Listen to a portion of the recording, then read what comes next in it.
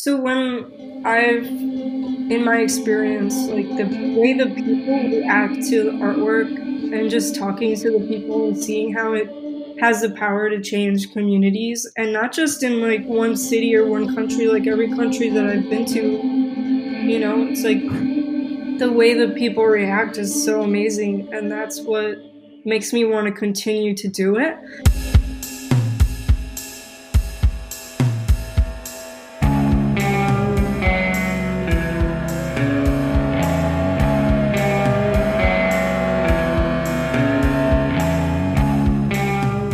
Hi, and welcome to episode 7 of the Lo-Fi Podcast. I'm John Wentz.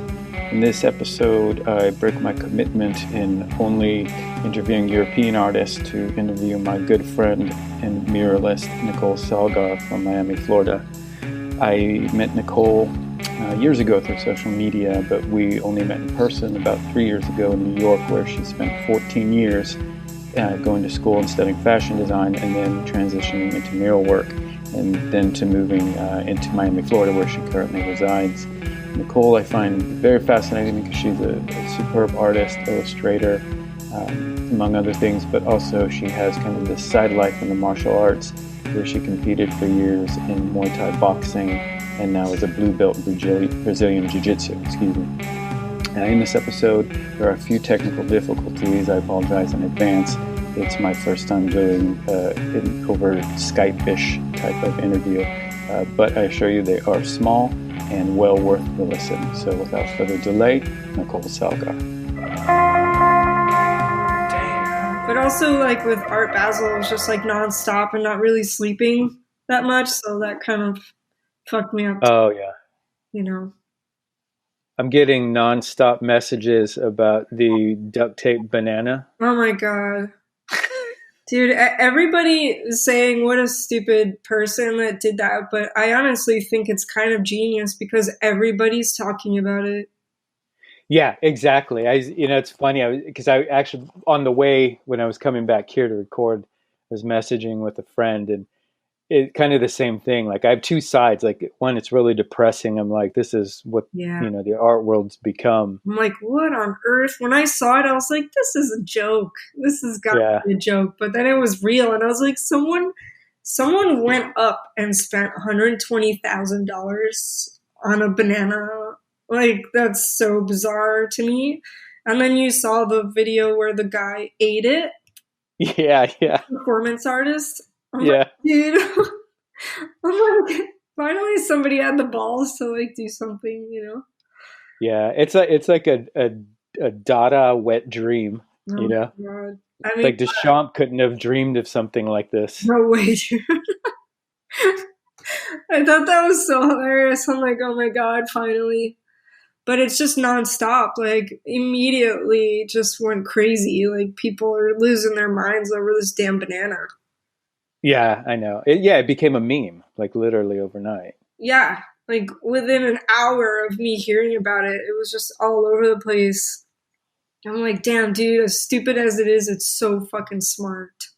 Yeah, it is. I mean, they know what will get clicks. And if they didn't, they definitely seized the opportunity once it happened. Whether it was planned or not. They ran with it. And yeah, it's smart. I mean, it's sad for the art world, but for marketing. That's the thing, is when I thought about it, I was like, damn, like, yeah, that's super, like, it's smart, but it's sad because nobody's talking about, like, the really good art. Everyone's just talking about the banana with fucking duct tape. Yeah, and that's exactly what I was saying to my friend. Like, what really saddens, and the part that saddens me about that is, no one, I heard nothing of a great art piece there. Nope. All I heard about was this banana. And then when you think of, like, non-artists, like that, no wonder people think that the art world is a joke. It is. Yeah. No, completely. And that was just so bizarre. I mean, there was some really amazing work, but it's true. Nobody really talked about it. Yeah. And did you, from like family or non-artist friends, were you bombarded with messages or clips about it? Oh yeah. My mom sent me a screenshot, and she was like, "Did you see this?" And I was like, "Oh my god, what?" I was like, "No, this can't be real." Like, even my mom. Yeah, yeah, All that's where I got, I think, people. my first one. I was like, dude, this is not real. And then everybody's also talking about like the opera that happened where everybody was painted silver or something. I I, Oh, I didn't hear about that. I didn't even know anything about it. I think it was Kanye Oh, Jesus. did some silver, like silver paint. Everybody was painting silver opera on the water. I don't know.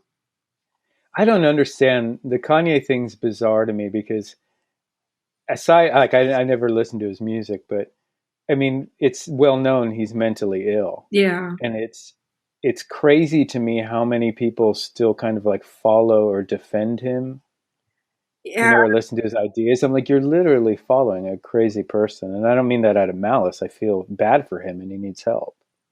yeah. I think that people just like whether they're. I mean, there's a lot of super famous people that are mentally ill that people still follow and look up Yeah. to. But yeah, I don't really understand it myself. I mean, I've maybe listened to a couple songs, but oh yeah, it was called the Mary Opera.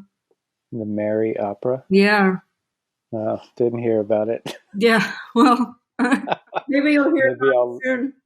probably once the banana dies down. Yeah, dude. I'm still hearing it today. Oh my god. But everybody's not even putting like using the banana. They're like putting just random objects like with duct tape and being like, Yeah.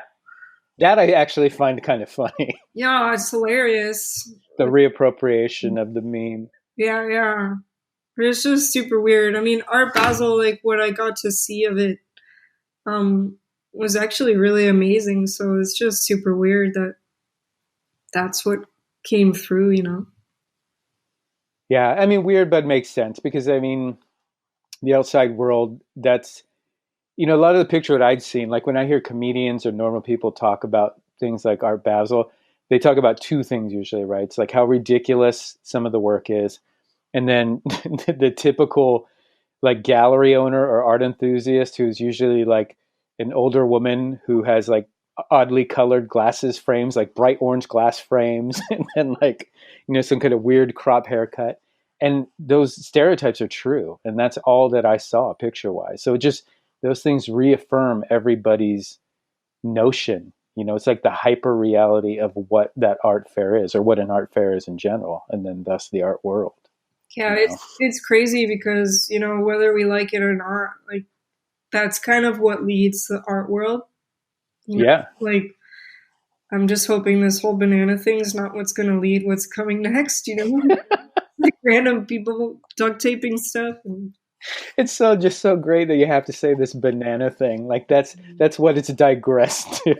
dude, but even This people that, banana thing. yeah, like even people that don't really know that, aren't really into or know what's happening in the art world know about it.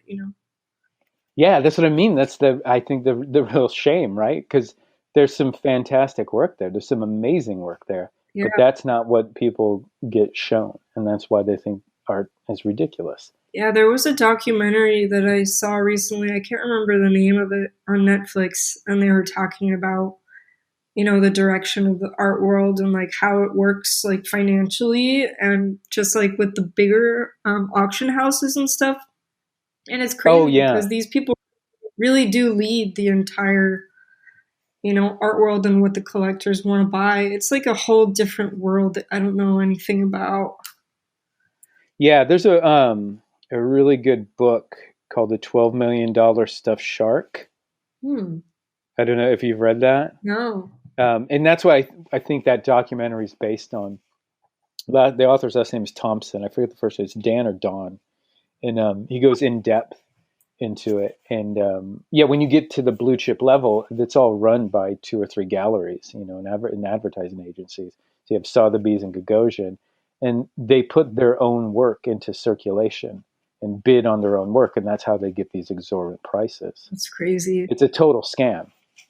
Yeah, It's a legitimate scam. that makes Yeah. me sad. Yeah, it is. It's ridiculous. And that's why you get garbage artwork for $80 billion. Oh my god. Yeah, because I remember even walking through this time around, like I saw some stuff that was really moving and really amazing to me, and stuff that I thought was just kind of like, why is this here? But there's people that love it. I mean, it's so subjective, you know. Yeah, for sure. But it's just wild to me that like one person or like one gallery can just completely change the direction of what everybody's looking at. But I guess that's kind of what the media does too. Yeah, absolutely. Yeah. Yeah, they can direct what's going to be the next thing. They can direct the pricing. They can direct the hot artists. It's It's just, advertising. yeah, it's just like a whole science that I don't even understand how it begins or how they find that one person to turn into that, you know. Well, now it's bananas and controversy. Yeah, dude. Art Basel 2019. Yeah, 2019, the year of the banana. Yeah, We'll see what happens next year. yeah. I remember last year, there was some like girl who stabbed another girl, and that turned Yeah, into, like Art Basel 2018. So yeah, I remember that one. that was really scary. I'm just glad that nothing like that happened this year. Yeah, and she actually, I think, turned out like she was bipolar or schizophrenic or Oh something. man, She had a mental illness, that's really, or at least that's what it said in the papers. yeah. But Art Basel loves that shit. You know, that's it's again free advertising for them. Yeah, that's Yeah. what's sad though, because it's something so tragic. I mean, I can't imagine like getting stabbed while I'm walking around looking at artwork and then the whole world like, woo! It's weird. Next year, somebody will get stabbed while looking at a banana. Oh my god. It's going to come around full circle. I really hope not. Oh my Or gosh. stabbed with a banana. Yeah. I mean, when Art Basel comes around, I feel like I see way more cool stuff in like the more underground areas, you know? Like Yeah, the fairs have some stuff that's really amazing and really like next level, but some of the stuff that I see outside of the fairs is what I feel in my own opinion should be driving the new, you know. But what did you see this year? Did you see anything striking to you? unfortunately, I didn't really get to see that much this year because I was working the whole time. But I did see my friend's show. He did an installation with Super Chief Gallery. His, Uh huh. his name is Josh Hall. He goes by Baghead, and he did this really incredible installation all by himself. And it would, to me, I thought was so cool, you know. But it's more like lowbrow, you know, kind of stuff. But I've always thought that stuff was just more real and raw, you know. Yeah, it leans towards your tastes. Yeah, I mean, it's also just like the execution and like the thought process that went into it, you know. Yeah. Like you can tell, like it was like the guy that you interviewed from Mexico that, Ricardo, yeah. yeah, that had his own gallery and just kind of showing like letting the artists do their thing as opposed to putting rules and regulations on what you should be showing or how you should be showing it. So I thought that was pretty cool. Yeah, I think that always it has a more honest and genuine feel to it.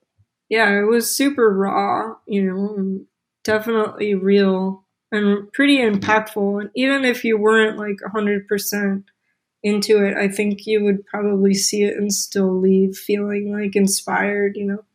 Oh, nice.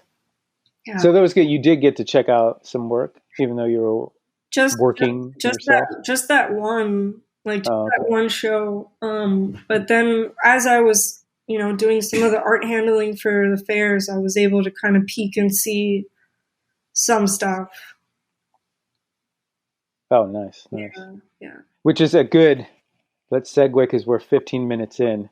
So I'm gonna have you, so everybody knows who we're talking to. Just introduce yourself. Well, my name is Nicole Salgar.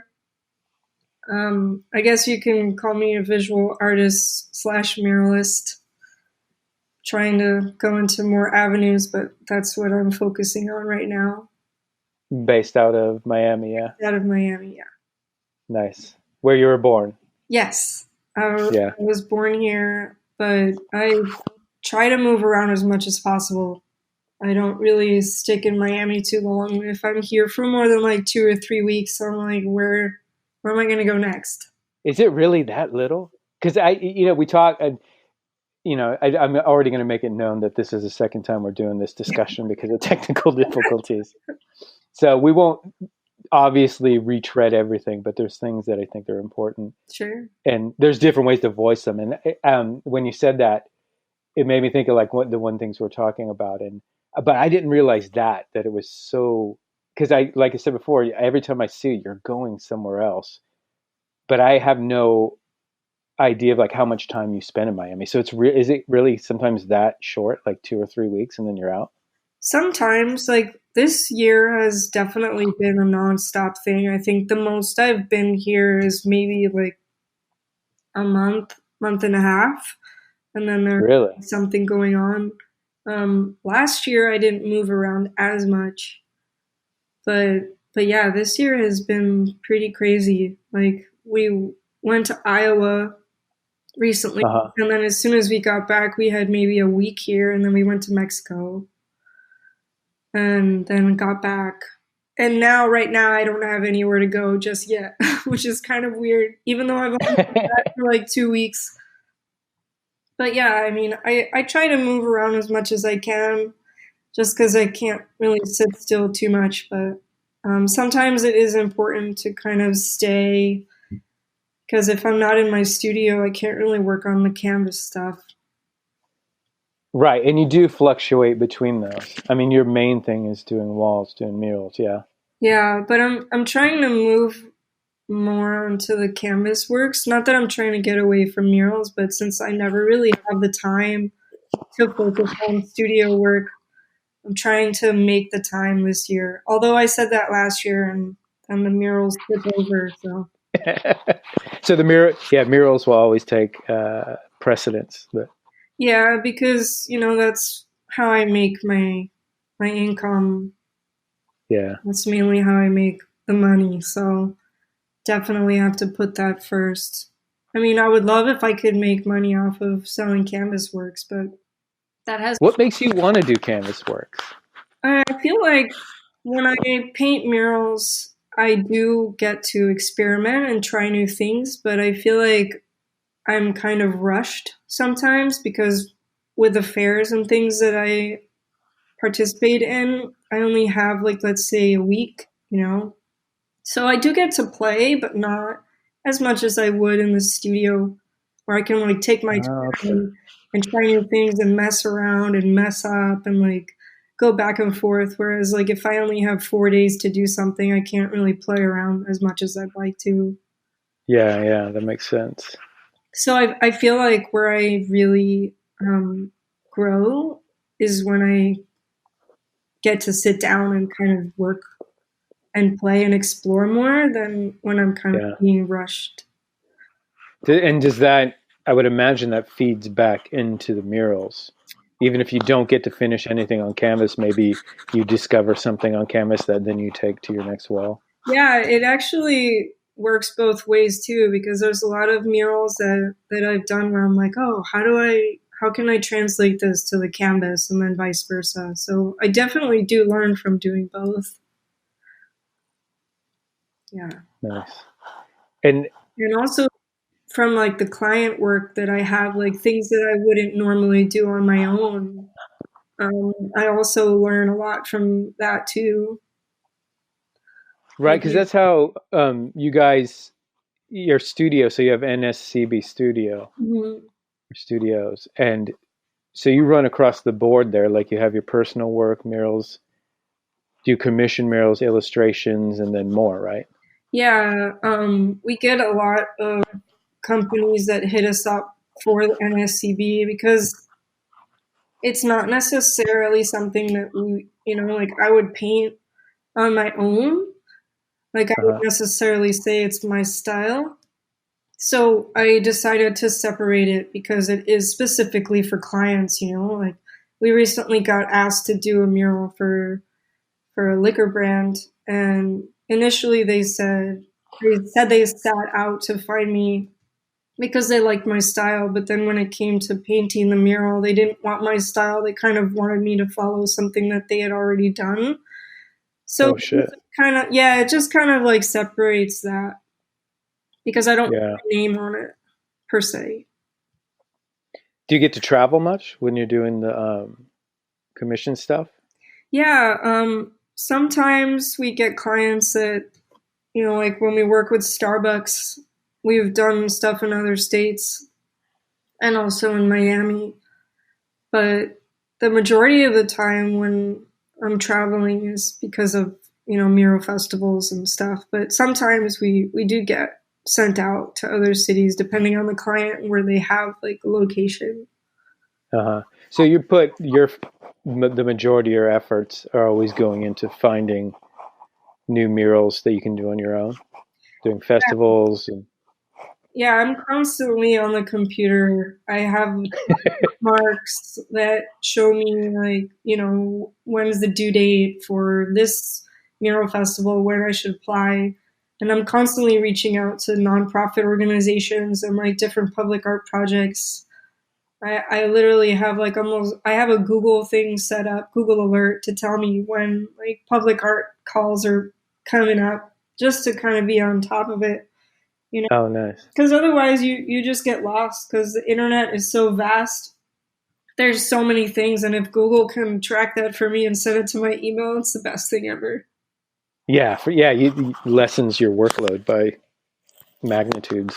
Yeah, because I could spend hours and hours just Google searching, and it just takes so much time Yeah. to find. But no, I definitely don't wait for things to come. I definitely reach out all the time. I mean, I think that's what's helped me get to where I am now, because I was just constantly researching and emailing people, because Uh-huh. I can't just sit back and wait. So how did you get started doing the walls, doing murals? So I started out in New York. I was still doing fashion at the time when that happened, but I wanted another outlet. So I decided to start doing like little group shows with friends. And from there, I was like, how can I get the work to a bigger audience and make a bigger impact?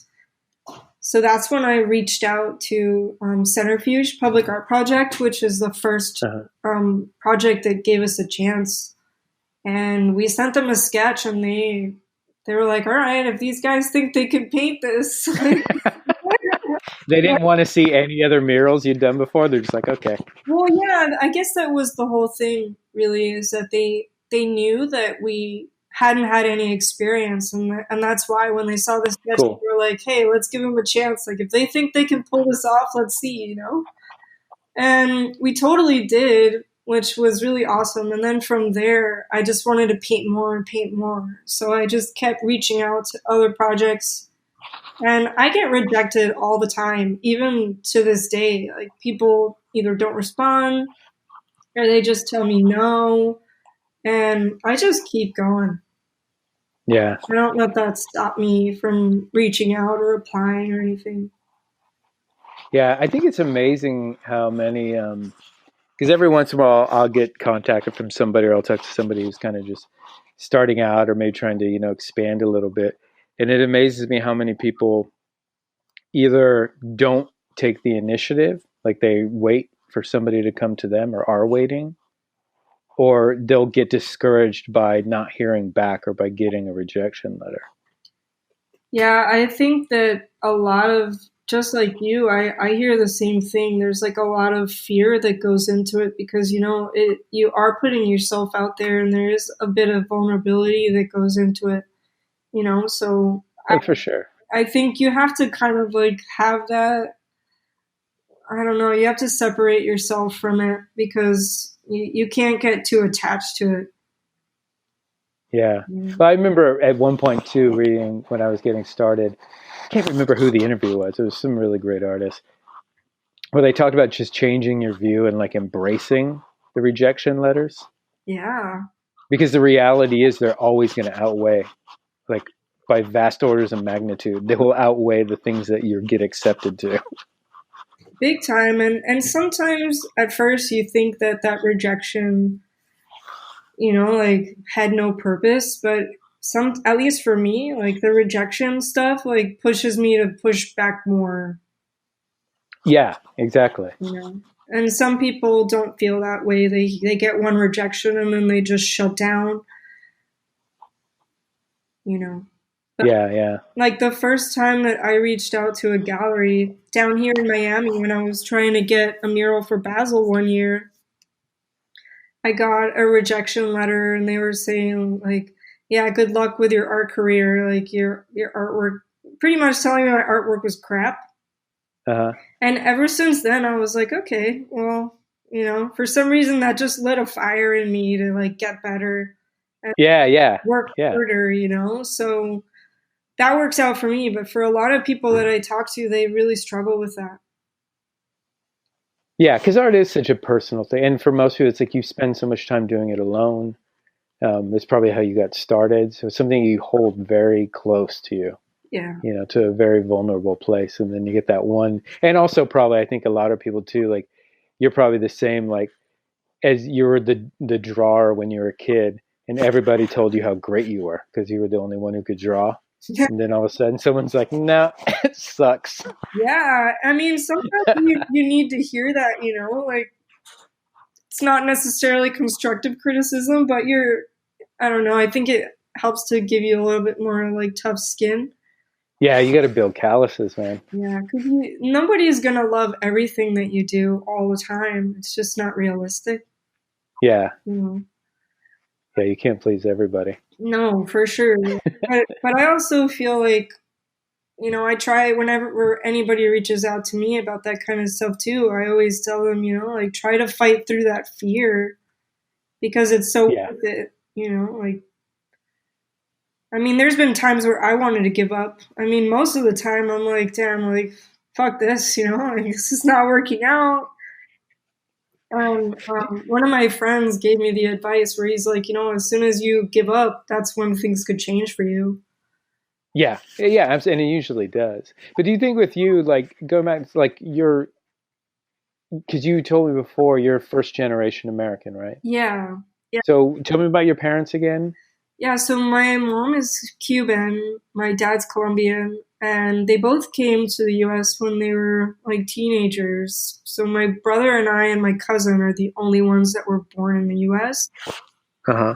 So it was really rough for them at first because they didn't speak the language and they just kind of had to make way through, the society and the different culture here. So they had to work their ass off.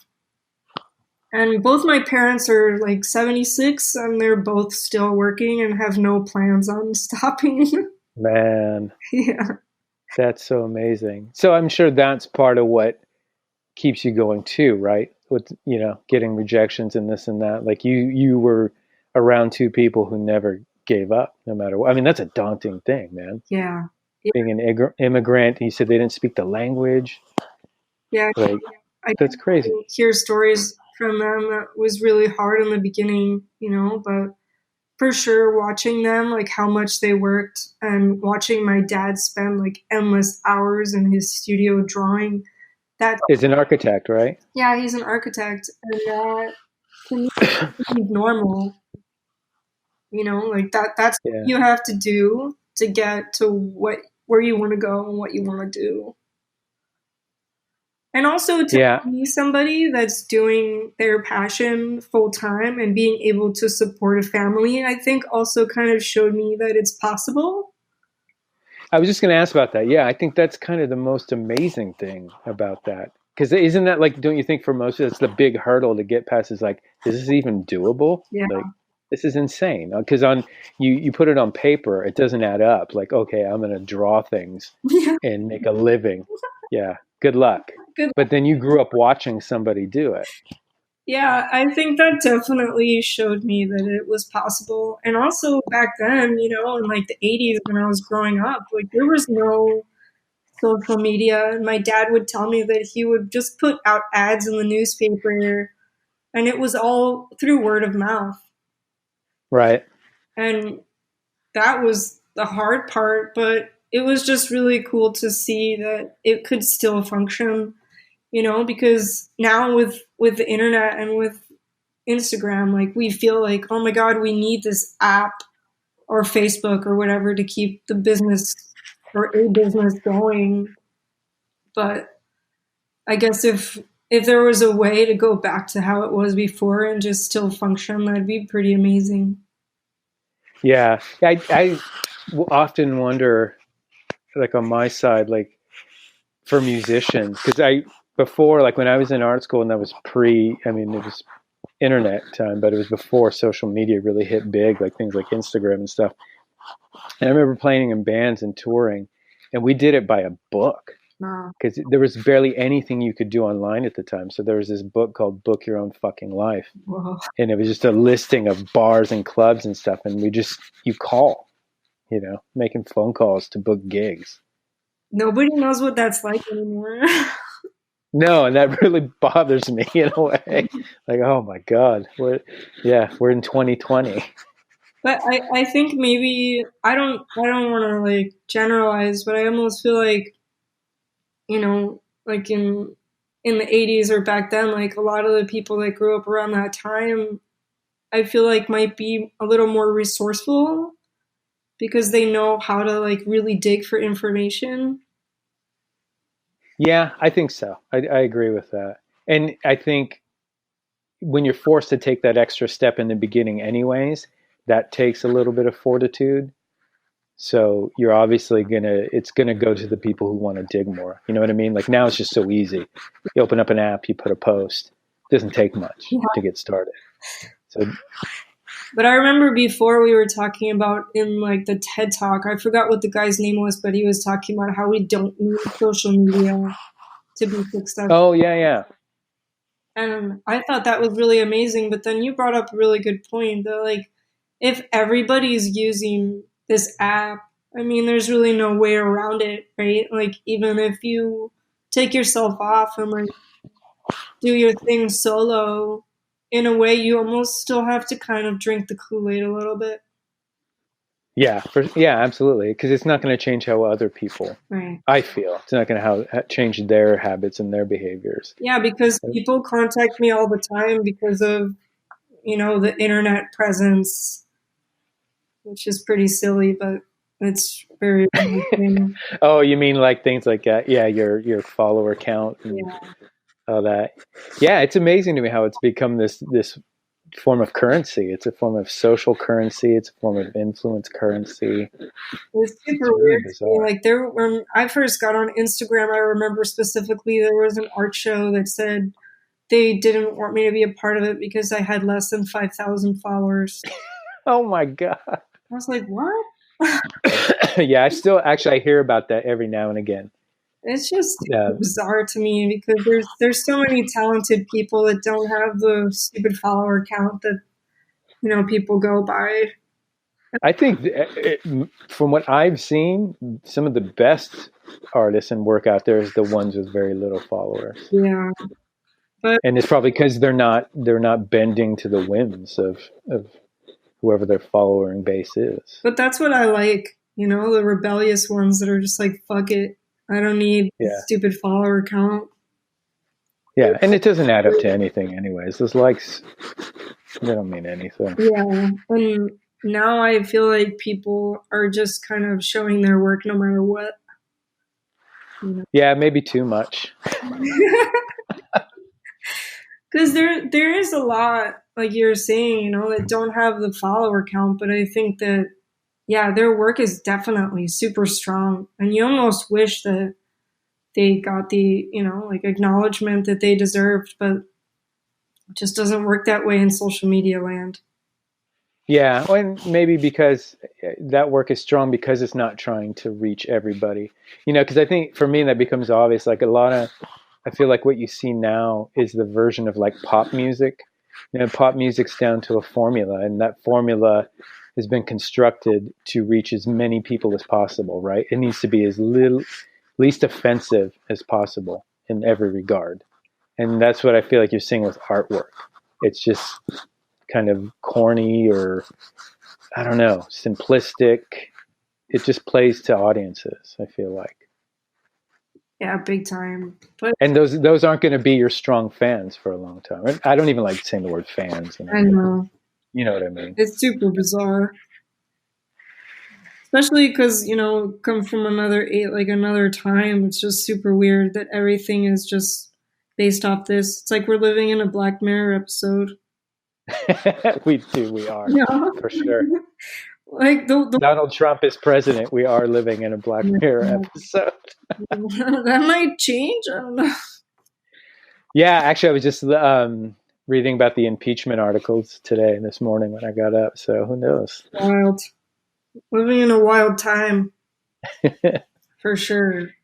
Yeah. Um, but no, the murals have been really great. But yeah, like I know that you were talking about how most of the artists that you've interviewed like don't really rely on the galleries. There's been more of a trend of that, and it's definitely a good thing. I don't know. What's your opinion on that? Where do you stand? Because you don't work much with galleries. You're solely doing the murals, pretty much, right? And that's where you're making, like you said, you're making your income. Yeah, I mean, I've wanted to work with galleries, but it just hasn't really panned out for me yet.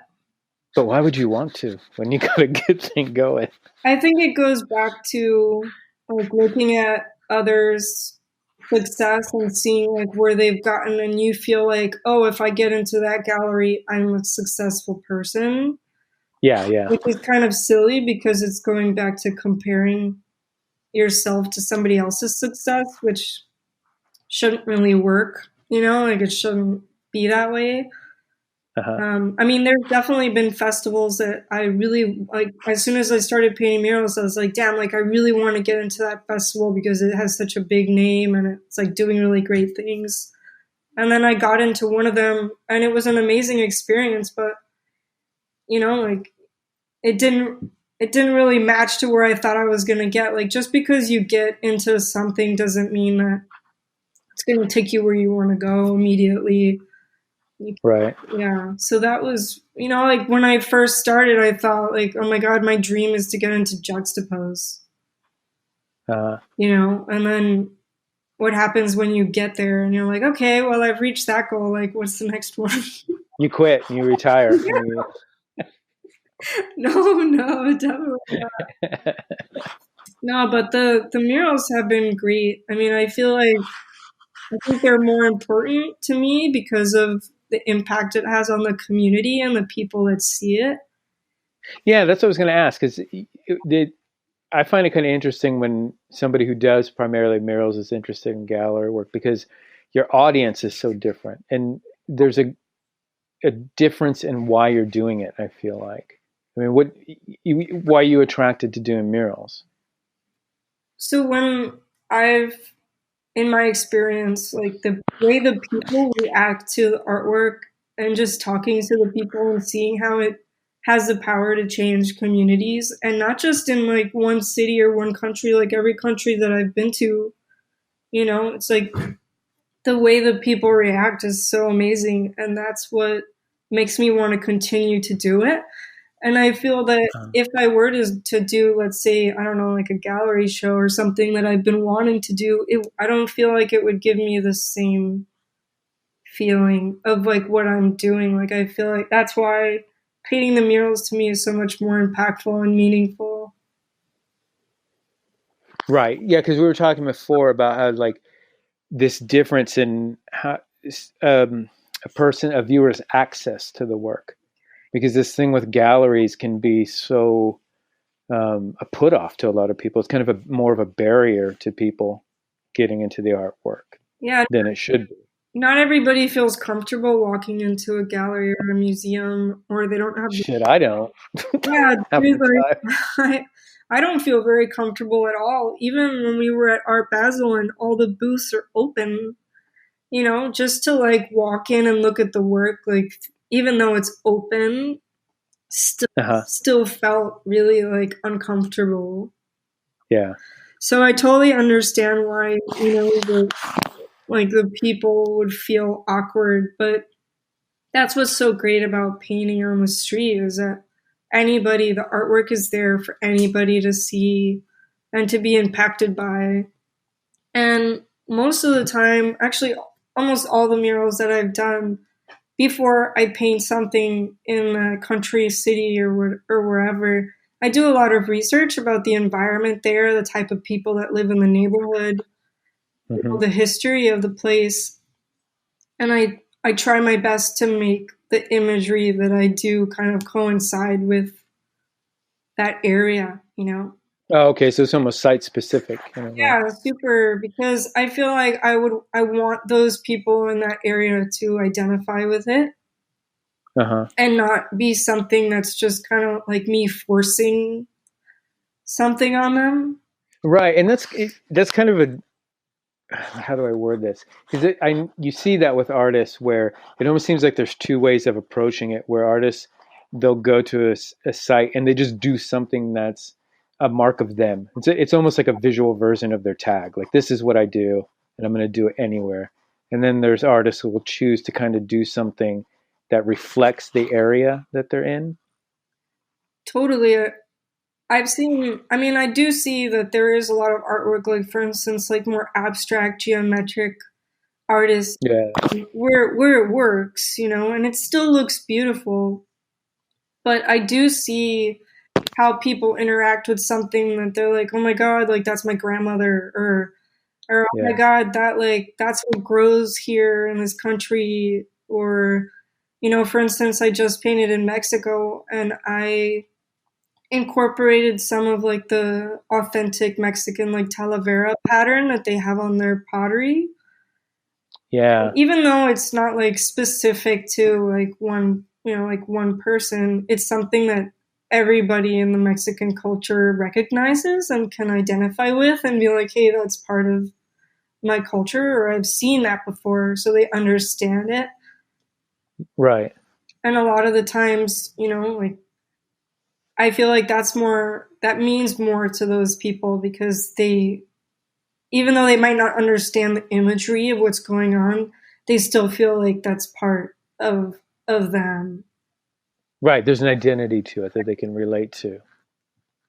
Yeah, and I think it's important. I mean, I don't think that there's anything specifically wrong with like people who choose to put their own art no matter where it is, if it's like that's their branding or like that's their style and look, but Yeah. at least for me, I feel like it works better when the people there. And you did too in Mexico, right? Yeah, I mean, I know you've done a bunch, but I mean, recently when you were in, I'm gonna again butcher the pronunciation, Akumal. yeah, no, that's good. Did I do it? All right. That's good. That's good. I mean, I go to Mexico almost every year, and it's so funny because I can look back at old murals that are still there and see my growth, which is really cool. Uh-huh. But specific, It is awesome. yeah, specifically for this one, um, we painted in Akumal Pueblo at a school, which is really amazing because all the kids would come out and see all the artists working. I Nice. think that it's important for the kids to see that because they're like, oh man, like I could grow up and do that, or see how Yeah. these people are expressing artwork because, for instance, in that school they didn't have an art program. Man, that's sad. Yeah, I mean that's happening here too. Even in Miami, there's a lot of schools Oh that are yeah. moving art. It's the first thing they gut is the arts. Yeah, I It's recently ridiculous. I recently started tutoring a girl who's trying out because here in Miami we have magnet schools, which you can Uh-huh. like try out for like the art program. They also have like dance and music, which is kind of cool. And it is a public school, but it's like a specific like magnet school. Like you have to try out. It's not for Hmm. everybody, which is kind of sucks because I wish art could just be for everyone. Yeah, it should be. But for instance, like for this school, you have to try out. And it's interesting to see like what they have to do to get into the school. There's a Uh-huh. lot that they have to like put into their portfolio. Man. Yeah, and I'm wondering that I like that because it's going. I mean, one is just giving kids access to art, and they really got to work for it. But then on the other hand, it's like because I've been talking to friends recently who are doing these like getting gigs at like charter schools and stuff like that, which is great because they're getting paid a lot of money. But then you can't help but think like, I mean, there's a whole demographic there that's not getting exposed to art. The lesser fortunate kids. Yeah, when you were growing up, did they have any magnet schools? That No, yeah, we're lucky just to have schools. Period. yeah, damn. I grew up in a pretty shitty area.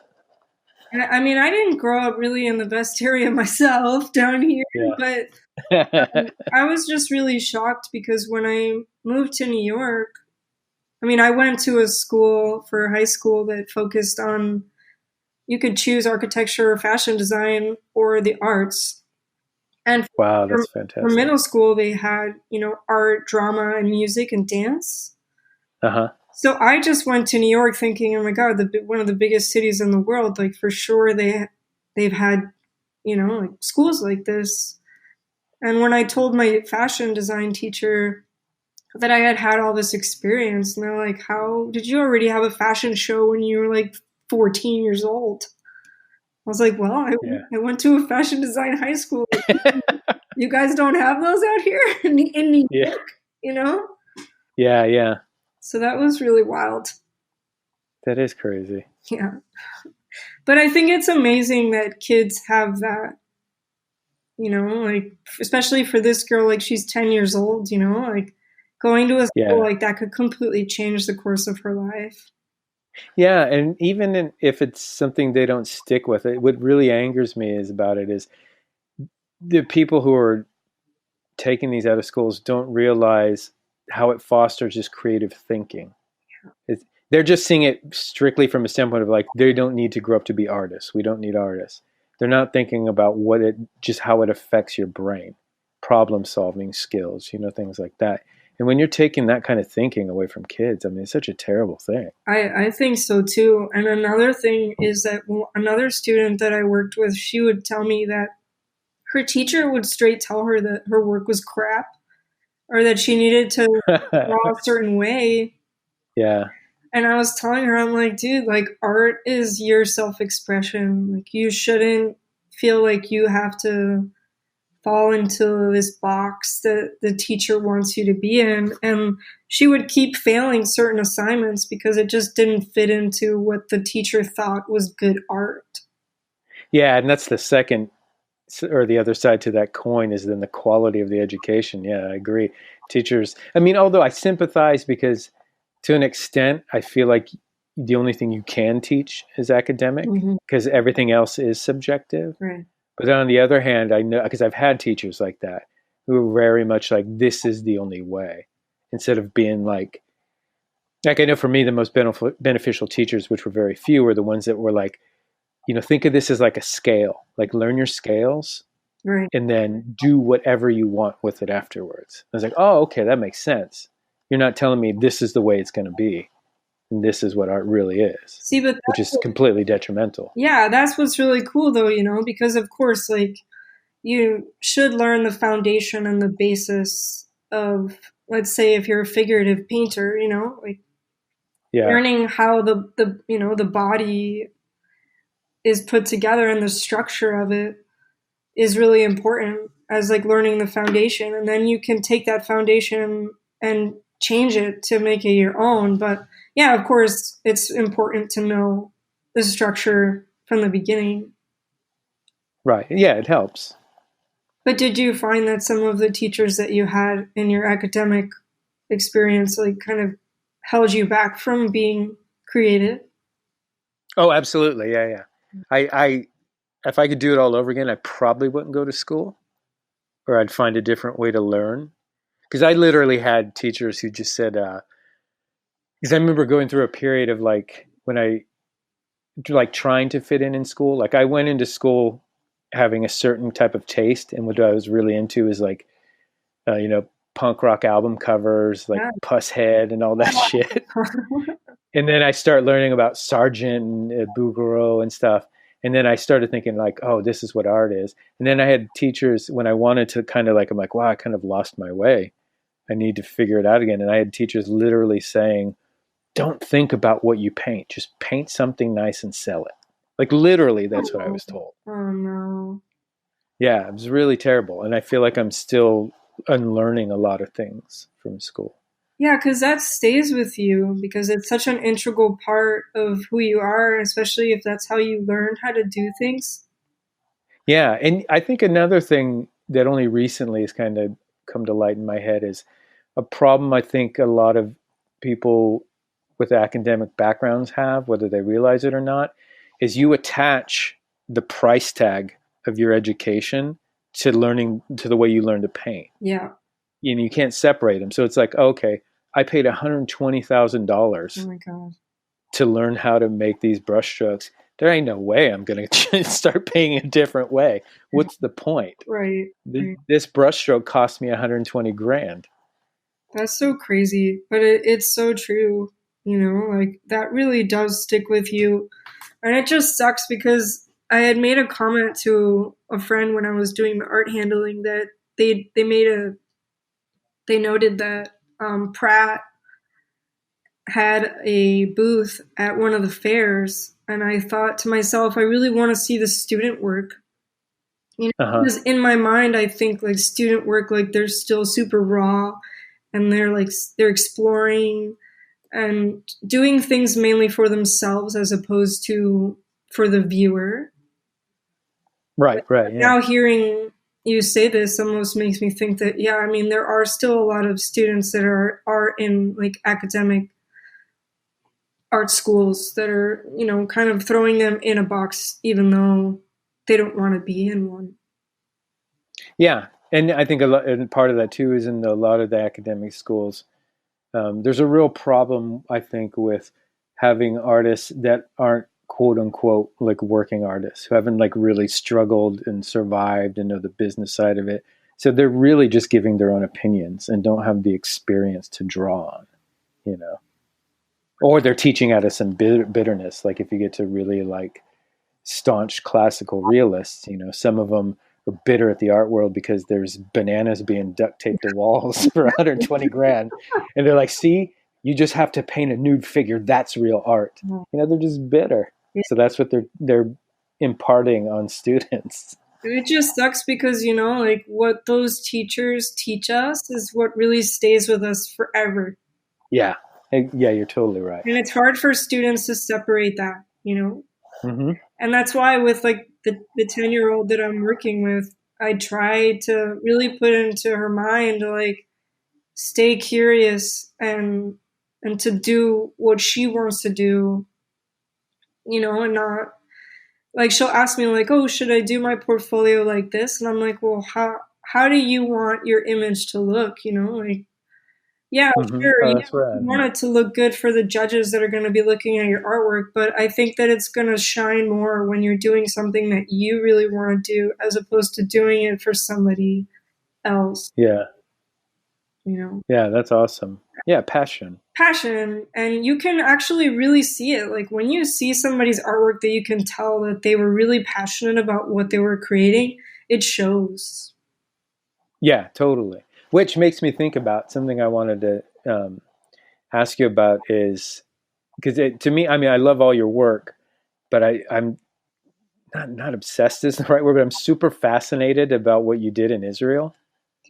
Yeah, that was a really amazing experience. I was really kind of scared at first because of, you know, like the political. What was the project, just for people who don't might not know? So the project, basically, like it's the theme was like art over hate, you know, because we Uh-huh. painted the border wall between Israel and Lebanon. Yeah. And that wall to them is a symbol of, you know, all the issues that are going on and like the separation. And this project wanted to create art on the wall to kind of help the people feel a little bit better about it being there and it not be a symbol of something completely negative, turning it into something that's positive and makes people happy. Mm-hmm. And the image that I chose to paint was really supposed to symbolize almost like a window to the other side. And there were two figures, which you actually interviewed Jordana, and she's one of the figures that I. Yes, she's one of the figures, right? Joanna Torgsman, yeah. Yeah, dude. And so it's like two, people together, kind of symbolizing unity and almost like that window to the other side. So it's like you don't feel that separation as much, and Yeah. hoping for peace. Yeah. And how was it for you painting that? Because and this is something I talked about with you before, is like I still try to imagine like that difference between, if you think of it like a few different ways, like what it's like painting in the studio versus like what it's painting like at a festival versus painting something like this, which is sort of in a sense a monument. It's such a big, I don't know, it's big. I think I voiced it before. Is like it's bigger than you. It's bigger than the people around you. It encompasses an ideology, politics. I mean, was that all going through your head like as you're working on that, or you're just like, where's my brush? Oh no, definitely not. I mean, I knew the impact that it was going to have on those people, and for me, projects like that are what keep me painting murals, because Yeah. it is bigger than me, and the message is bigger than me. And those people, after we finished, were like hugging us and crying. And Really? yeah, it was so meaningful to me that they appreciated it so much. And I went back again this year, and we went back to that same area where we had painted, and the people like still remembered everything. And you could really feel Wow. that whole project really changed their life. That's amazing. Yeah, so to know that you're creating because you're a creator, and like you love the imagery that you're putting up, but it means so much more when the people, like, it can change somebody's life, and you didn't even really 100% set out to do that. I mean, you want to do something positive, but you don't realize the impact that it makes on a person. Right. Yeah. And what was it like? And forgive me, man, if this is like out of like sounds completely ignorant, but the it was you and it was a group. All the artists were female artists, correct? So this past year that we won, it was all females. The first year when I had painted that wall, there were males involved. But Okay. for instance, like this year, we were painting in another town, and it would be like 2 in the morning, and we'd be painting outside, and we would think, oh my God, like God knows what could happen. Because in the States, like somebody comes up to you at 2 in the morning in a car driving slow, and you're like, oh my God, I'm going to die. Yeah. Yeah. And then these people were coming by to ask us if we were okay, and they like brought us coffee and pastries. Some of the people even went home and baked food, like, Wow. and came back and like gave us lunch, and they were like, oh my God, I made these cookies for you. And that just doesn't happen. Yeah. I haven't really been to that's actually one of the only countries. I mean, in Mexico it happens too, because they come by and they bring fruit and water. But Israel specifically is the only country I've been to where people legit go home and make food and bring it to you, because they're so That's amazing. appreciative of what you're doing for them. Yeah, and I think we talked about before, like they're more appreciative, but it's also it seems like this thing like you find the more you travel, like the less people have, Right? in a sense, like not that they're impoverished, but the less that they have, the more they're willing to share. Yeah. And that's so crazy, especially coming from the US. Yeah. We're so entitled. That's really what keeps me. I mean, I love doing the murals anyway, but it's just one of those things that reminds me, like, yeah, I'm doing the right thing. Like, this is something that's gonna not just change things for me, but change things for people. And like, it's like it's bigger than me, Yeah. for sure. And I mean, painting in the studio is great, but like, it's just so different, because you're creating the artwork for Yeah. yourself. Yeah. Painting in the studio can sometimes it's really nice, but oftentimes it really sucks. Yeah, and sometimes, you work so much that you kind of need to find time to like separate yourself a bit. Yeah, yeah, gaining another perspective or just getting some kind of reorienting yourself. That's why the residencies have been super helpful. Yeah, how many have you done? So the first one that I did was in Barcelona, Oh, okay. like 2 years ago, and I went for a month for that one, and that was really amazing. I mean, Barcelona is one of my favorite cities, so it was kind of an excuse to go back and just stay for longer. Yeah, yeah. That one really changed me a lot. But this past year, I went to Florence, and that, Oh my God, Florence is amazing. yeah, like that was super necessary for me at the time because I was kind of in a rut, and I really needed to change my environment. Yeah. And I think that that really helped me. And when I came back, even some of my friends were like, "Damn, like your paintings changed." What do you think was it? Was it something you saw? Was it things you experienced, people you talked to? I think it's all of that, like Yeah. seeing like the old masters work, like the culture, like walking around the streets, just like things that I saw, techniques that I saw, and also the teachers that I had while I was there, kind of really told me to focus more on sketching because I don't really sketch that much, which I should. Hmm. So wait, the teachers that you had. So what was the direction of the residency? So I had a class that was all figure drawing. Oh, Yeah, nice. and From were you from models? yeah, which I hadn't done in forever, Yeah, and I forgot how necessary it is. yeah. And the other thing we focused on was like contemporary art techniques and also ancient techniques. So learning how to properly do like gold leafing and Oh, like how they nice. used to do it and like the frescoes. And the teacher that I had there, her name was Haley.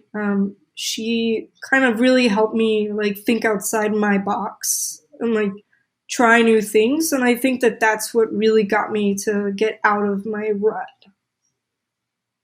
Yeah, yeah, yeah. Seeing a different way of doing things, or Yeah, I mean, you mentioned that you found your residency helpful. I mean, going from like city to like a rural area. yeah. For me, it was more environment Yeah, that helped me see things differently, and yeah. But I don't think it was just the rural aspect to it. Like I don't know. I think just right now I'm really interested in because being in Europe for so long and it seemed like wow, I can go to a new country in like 2 hours. yeah, dude. So I'm really addicted to experiencing like, and it's so funny how close, like like between Netherlands and Germany, they're neighbors, but how different those people are. So just getting to see the subtleties between that these people is somehow inspiring and changing my view on art making that I don't quite understand yet. So it's not for me. It wasn't really techniques because we didn't have there's nothing being taught. We didn't really collaborate. We worked in the same spot in a way, but that didn't really bleed over to anything. So, I wish it would have, But I but think it's still kind of cool, right? Because you have like this dialogue with other artists that you're not usually surrounded by. yeah, no, absolutely is. Yeah. And I really miss that. Like, actually, I mentioned to somebody while I was there that I was learning more when we were having dinner Uh, because that's when, got to talk you about know, it. yeah, we were talking. And then also, I think something that happens with artists, and I think gets worse maybe the longer you're doing it, is that when you're working in studios together, you maybe have a little bit of a shield up. Yeah, You know what I mean? yeah. You're a little protective, and myself included. And so when we were having meals together, and after glass of wine or five, the shield comes down, Yeah. and I'm learning. You know, But that I think that's so important for like someone's artistic practice is to get yourself out of your environment and like meet new people and experience. yeah. Which is, don't you think, the great thing about doing murals versus studio work? Yeah, Because especially when you're doing festivals, you get to be around a group of artists. I think for me what changes everything for me too is not only the people that you're impacting, but yeah, the other artists that are involved. Like I've met so many incredible people from all over the world that I would have not met otherwise. Yeah.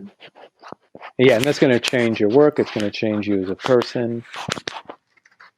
It's so like a lot of people ask me too, like how can I get out of my rut? And I'm like, damn, like I have a hard time myself, but my suggestions are always along those lines. It's like find a residency or just Yeah. kind of Go to Florence. go somewhere. Yeah, dude, go somewhere. Which surprisingly wasn't really as expensive as I thought it would be to get out there.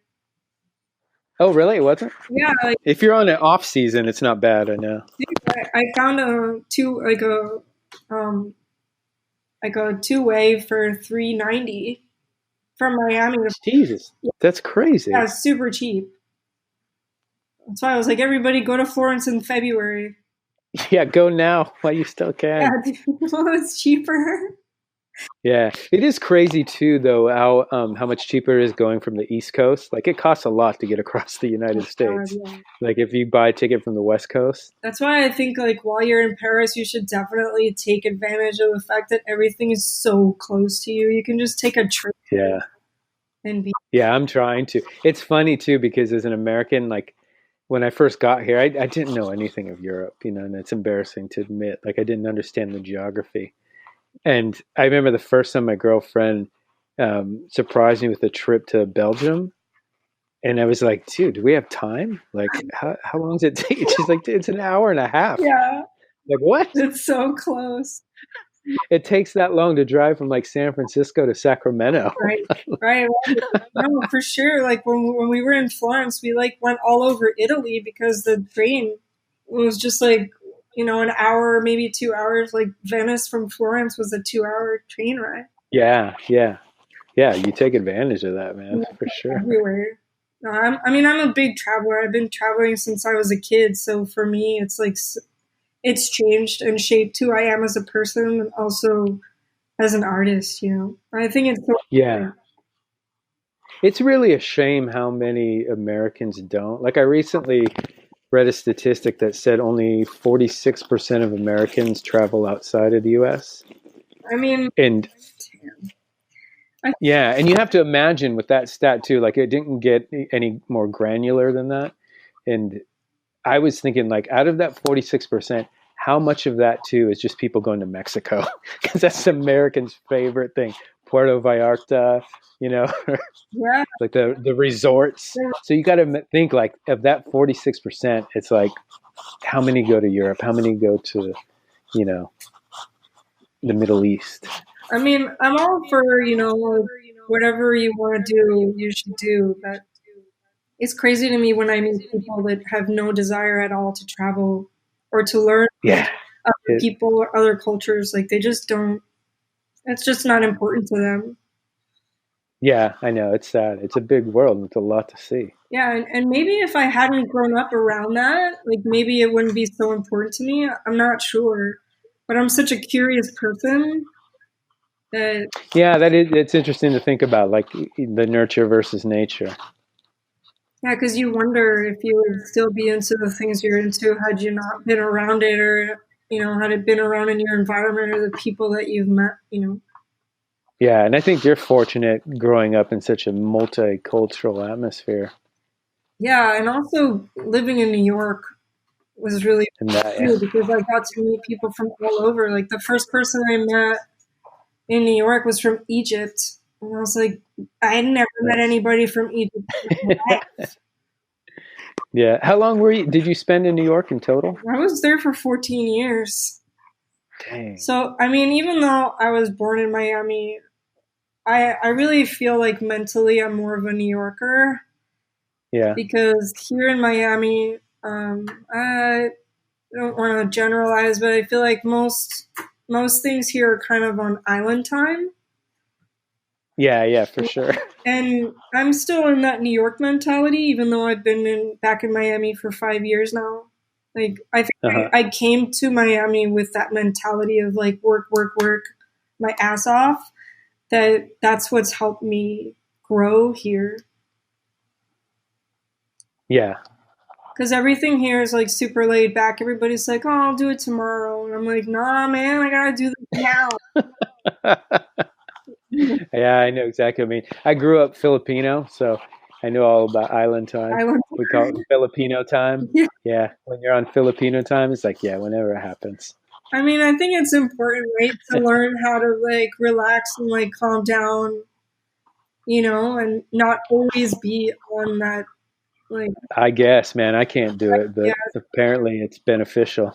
yeah, it's really hard for me. I mean, I know that we talked last time about how, finding things that kind of give you the release, like how you mentioned that you used to use the running to kind of Yeah, like exercising, finding other ways. yeah, and Uh, jujitsu does that for me here in Miami. Like, I can be working all day long and be crazy in the studio, and then I'm like, "Dad, I need a break. I need to go to jujitsu and just like focus on something different." yeah, and how I long? love it. It still trips me out that you're a blue belt in jujitsu. Yeah, dude, How long have you been doing it? a little over a year, which is kind of crazy, but I just became super obsessed with it. I, Yeah, what is it about it that got you obsessed? well, Because it's not easy, that's for it's sure. definitely not easy. I mean, I've always been drawn to martial arts. Like before, I used to do Muay Thai, but Yeah, jujitsu is so different, and it just constantly keeps me thinking, and it's like a big puzzle.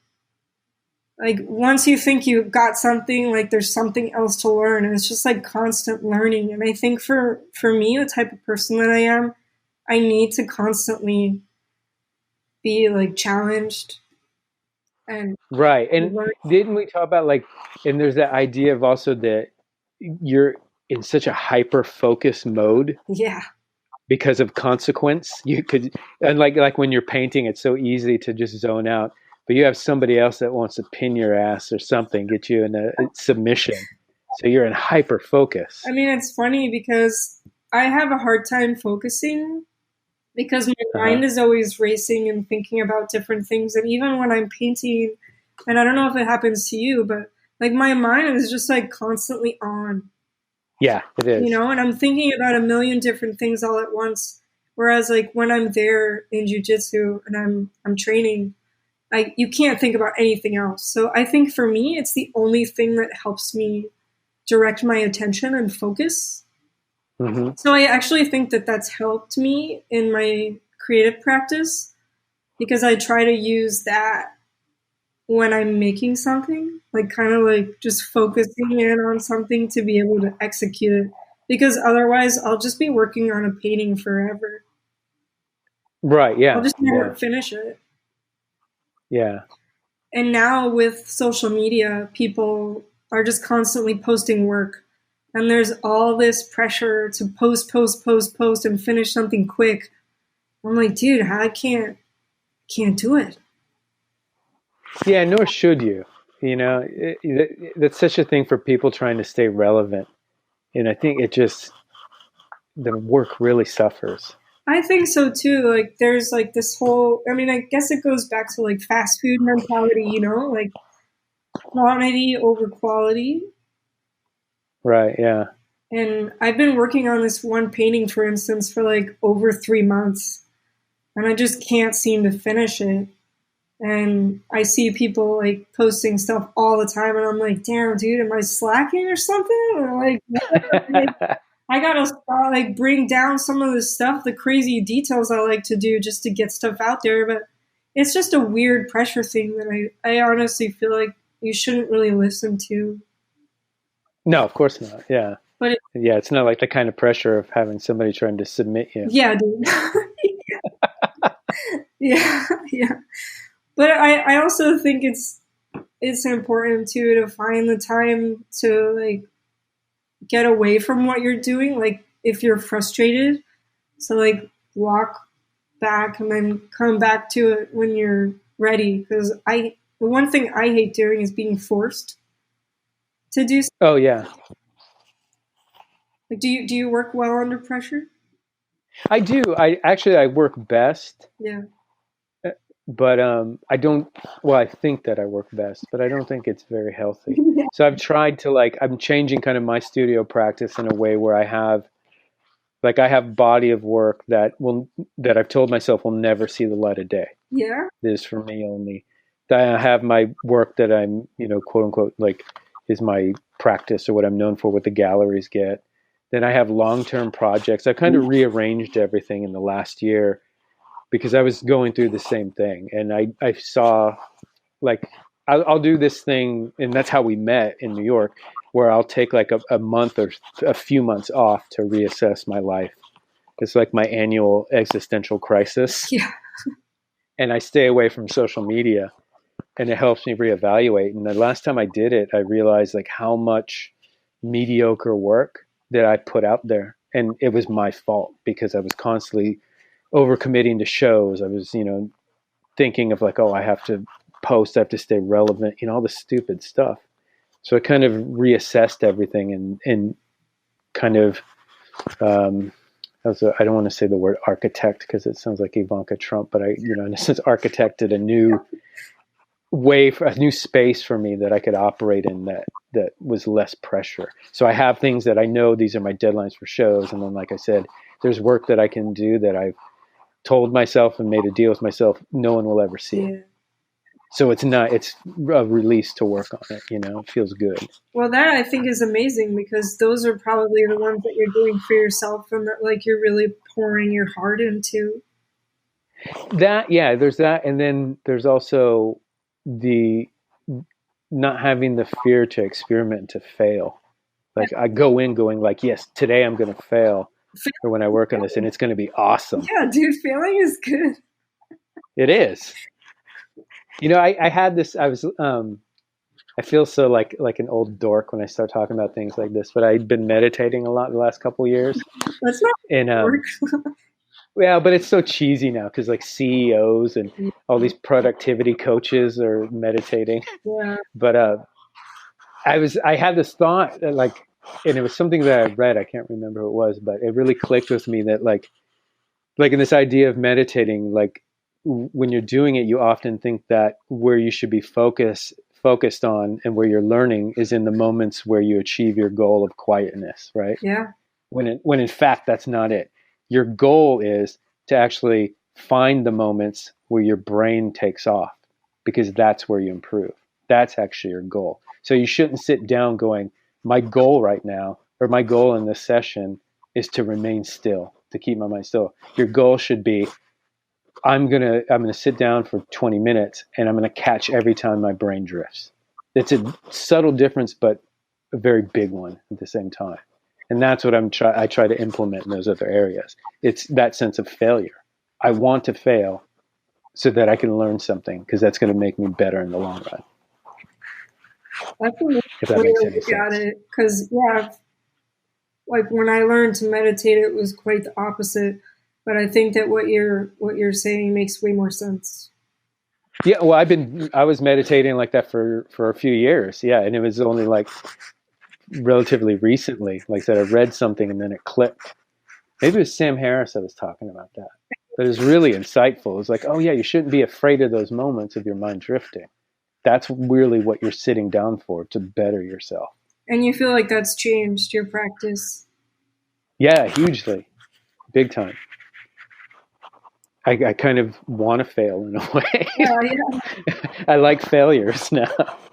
I mean, I've definitely painted over projects all the time that I thought would, really keep me like in tune and it would come out the way I wanted them to. And I'm like, no, and I just paint over it and start over, but nobody really sees that because you're not really showing the world like those moments of your doubts and like right. what you're Yeah. over and how many times you had to do it to get it right.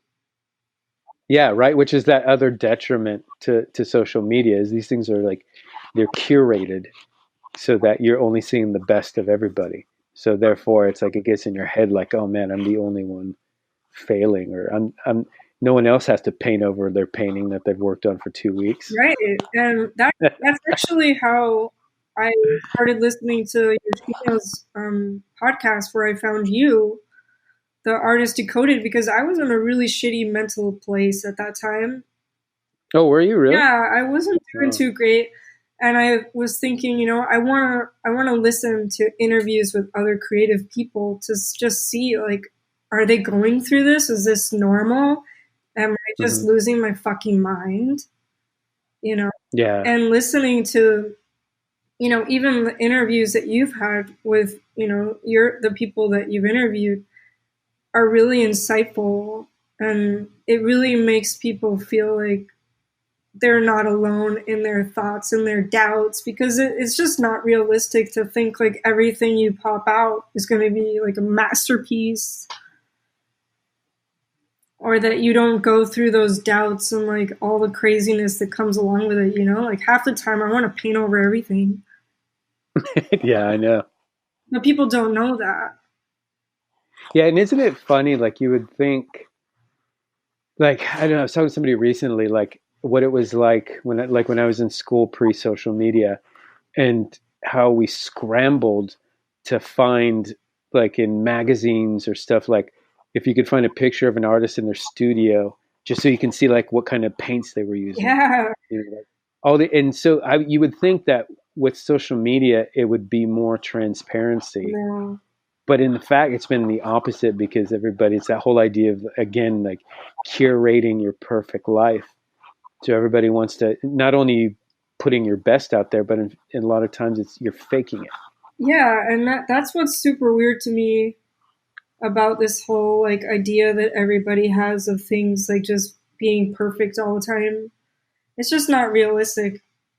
And even me, I catch myself sometimes thinking like, oh, my friends that are super successful, like they don't go through this. And then I talk to them and they're like, I fucking hate everything. Imposter syndrome. Yeah, Yep. like I hate everything I do. I don't want to do this anymore. I don't want to, be in the art world anymore. Like fuck this.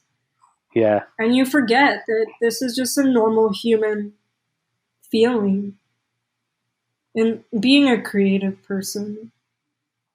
Yeah. And especially in something like the arts, like the art world, it's just a lawless Wild West. It makes no sense. It's how you achieve, any type of success, how, the pricing of artworks, like none of it makes any sense. It is quite literally like the Wild West was. Like part of me kind of likes it, because there are no rules and there's no specific thing that is like saying like, art has to be this one thing. I mean, outside of, the people that are guiding the art world, or the people that are dealing with like the collectors and everything. But Uh-huh. just art as a whole, it really is lawless. And it, in a sense, Yeah. is kind of cool because art could really be anything. I mean, going back to the stupid banana, I mean, there are people who really thought like that was an artistic thing to do, Yeah, kind of yeah. like fuck you. I almost feel like maybe it was. I'd like to think that it was kind of like a fuck you to the art world, like, oh, you're gonna really buy my banana for that much money? You're crazy, Yeah. Well, I think the thing that's also interesting about that is there's been nothing said about the artist. Like I didn't bother to look into it, but I don't know who the hell the artist is. Like the object itself has become the meme, not and that quick of a time, it it's bigger than the artist, which used to take years Years. for the artwork to become bigger than the artist. This was in an instant. Nobody gives a shit who it was. No, nobody had no. I don't. I have no idea who did it really. But it almost makes you wonder, like, is it really about who the artist is anymore? Is it just really about the imagery that people are seeing? Yeah, I think part of it, it depends on what, I mean, from a marketing standpoint, maybe not. We talked about that, where it's like, you have to have the right story, or, Yeah, the look or something about you that go along with the work. because I mean, I've seen work that I personally don't feel is really that great, but they're huge. Yeah, I feel like that's the majority of it. And it's all about, yeah, the story that they're selling, or like who they are, or whose daughter they, like whose daughter they are, or like, I mean, there are a lot of people that are authentically doing incredible work and being really successful, but I feel like nowadays, especially with social media, if you don't have a story to tell, nobody gives a shit. Yeah, which I think is a good thing. Story's important. Yeah, It just depends, like, yeah, how you're using it. yeah, And I think that's actually what's fascinating right now with social media is that's starting to cut through all the noise. Is the story is what matters, and I think that's actually a positive thing in a way. So it's, these just flippant posts don't get much traction, well, except for bananas, but you know, and that's why I think you see people like there was well, maybe it's less now, but you remember the trend of like female artists, painting in their panties or posing, near nude with their paintings. that's still happening. Right, but not as much. You remember, like, I think a few years ago it was a bit bigger.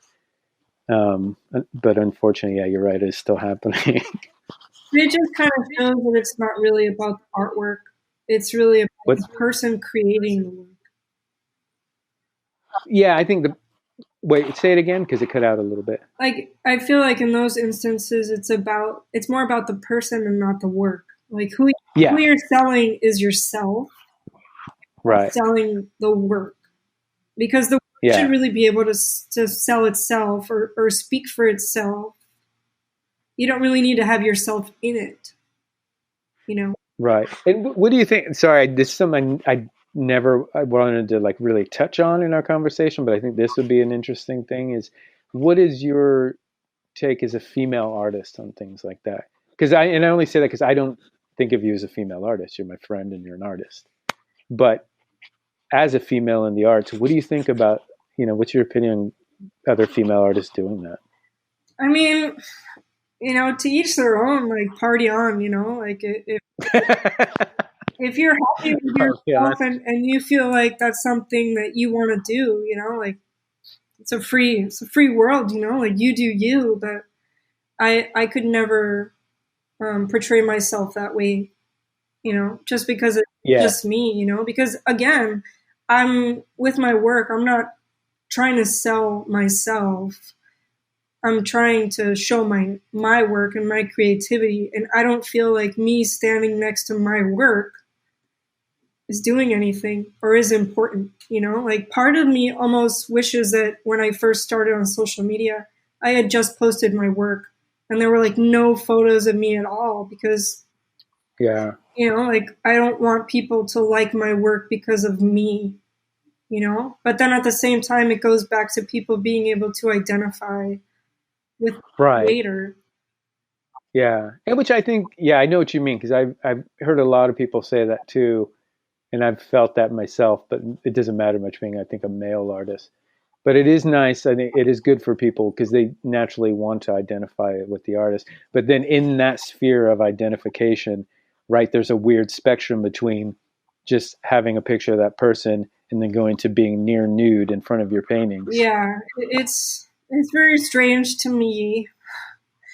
But yeah, again, like, if that's what you want to do, But as far as like the female artists, and I'm happy that you said that you don't really see like specifically like female artists, because a lot of the projects that I get asked to be put on are specifically because I'm female Hispanic.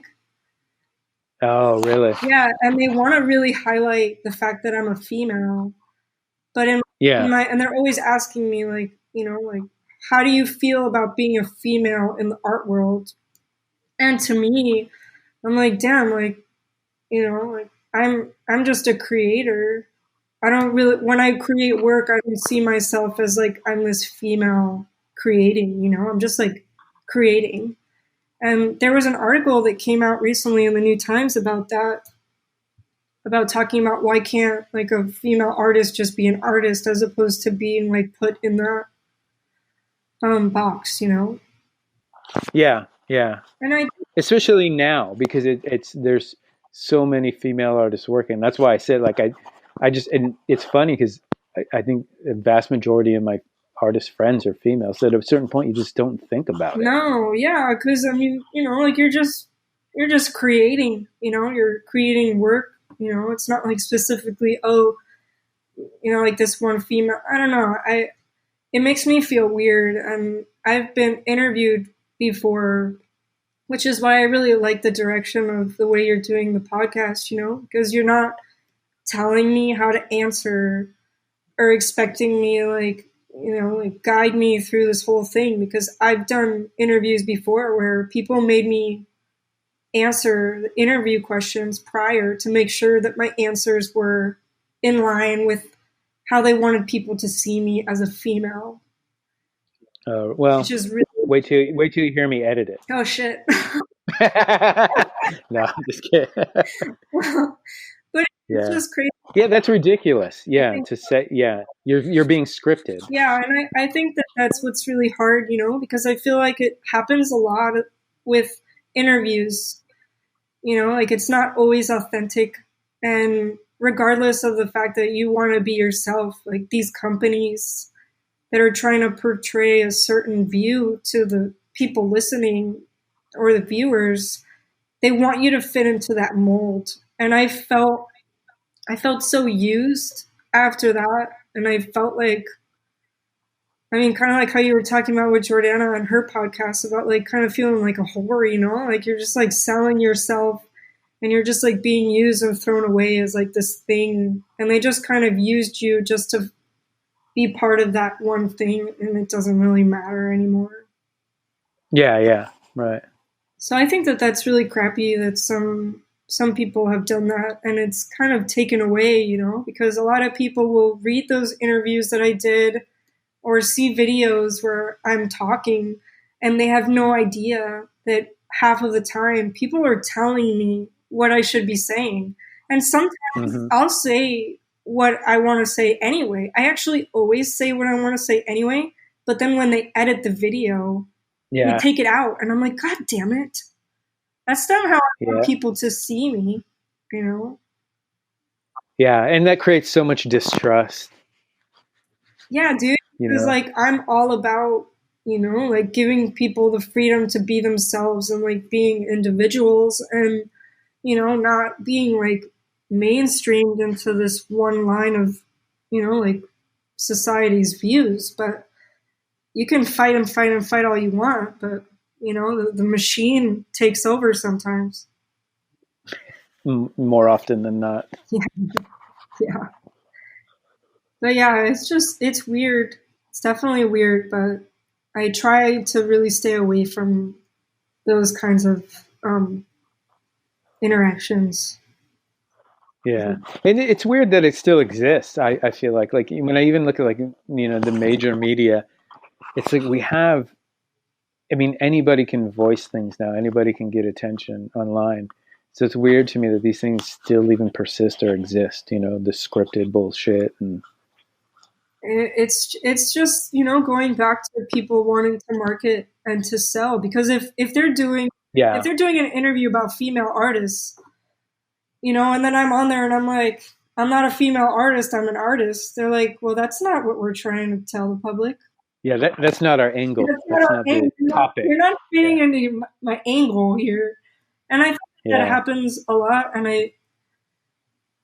I feel like a lot of the times in like certain opportunities that I would like to have gotten, I've lost because I don't fit into that mold. And at first I feel kind of shitty. I'm like, damn, like, should I have just changed a little bit just to get it? But then I'm like, nah, fuck that. Like if these people don't want me, like, I don't want to fit into this mold that somebody has of what I should be. Right. Which goes back to the whole punk rock mentality that I think we both had growing up and just now, Yeah, absolutely. Yeah. And it gets harder to kind of, not harder to do. I guess a better way to say it is I see how easy it is for people to lose that and just kind of jump into the, I guess you'd say like the mainstream way of thinking about those things. And in a way, I actually, as I'm saying that, I can even see how I contradict myself where I'm saying like, in this day and age, like when everybody can voice something, why does that stuff still even exist? But I can understand why it does, because with all this stuff, with all these platforms, everybody's struggling to get everybody's attention. Yeah. So the more you do those things, the more you're going to get attention, like i.e. clickbait. Right. It's all some kind of form of clickbait or some angle. You have to do something completely radical to get people's attention now, because back to the banana. Dude, this should be the banana episode. I think so, because we forgot the punch title. Punch was good, but damn, the banana keeps coming back for sure. It does. It's the banana rang. It always comes back. But it's so true. Like nowadays, to get anybody's attention, you have to do something completely radical. And yeah, it has to be radical and it has to be simple. Yeah. At the same time, and again, like coming back to the banana, it's like such a great example of it. It has to be able to fit in a little bite, a visual bite, or an audio bite, simplistic, and clickbaity. I feel like I hate to say this, but I feel like maybe it's because the majority of people don't really want to think too much about stuff anymore. No, it's true. I think people are overwhelmed, and I mean, not even thinking. That's what the studies show. I've read something crazy that I didn't completely verify it, but like something like 10 minutes on the internet right now, you will be exposed to more information than somebody in like the 1800s was in their entire life. Wow. So it's really overwhelming, but we're addicted to it. So we're looking for simpler things, I think. And because of the political climate, we're looking for less controversial things, maybe. Yeah, I think that makes total sense. And also, like, there was a conversation that I had with my mom about artwork, and I was showing her, someone's artwork that I thought was really amazing, and she was like, "Yeah, like that's nice, but I have to think too much. Like sometimes I work all day, I have all this stuff, I'm stimulated all day by all these things. I'm super overwhelmed. I just want to go home and see something like happy and bubbly and not think about anything."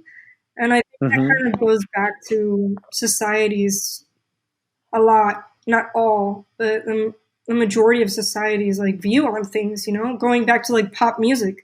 Like they don't want to hear like, I don't know, like some music that's like super crazy technical. Like they just want to hear something that's like la la la, like super happy and poppy. You can like sing along. And I think it just goes back to creating for the masses. Yeah, and I think, don't you think this too, that I think what that comes down to when people are saying like they don't want to think too much or something like that, what they're really saying is I just want to be entertained. Right. Entertained. Which is a weird thing because I don't necessarily think that's a bad thing, because art in the past has functioned as some kind of entertainment, but to the degree that we're taking it now, like if you look at cinema, the big debate, like with all these Marvel movies, like, oh man, I think they're just garbage at this point, and there's too much of it. It's just pure pop entertainment with zero substance. And that's what makes me really sad, because at least to me, I feel like there's no substance in a lot of stuff, not just Agreed. Just in art in general. And it's kind of lost that. It's just it's very surface based and not really like deep. But again, like what you said, it's a form of escapism. And not too many people want to like think about like why, like existentially, like what's the meaning of that? Like they just want to, which I totally understand it, but me as a creative and a lot of people that I know have always used art as like a form of escape, like cinema, anything creative. Like that's like, I mean, I've been obsessed with film my whole life. Like, if I hadn't have been an art, like doing this, I think I probably would have gone into making movies or something. Because I love cinema so much, and I actually draw a lot of influence and inspiration from movies that I see. Really? And like in what way? Colors, like certain, like looking at stills, Like I Uh-huh. rewatched Vertigo from Alfred Hitchcock recently.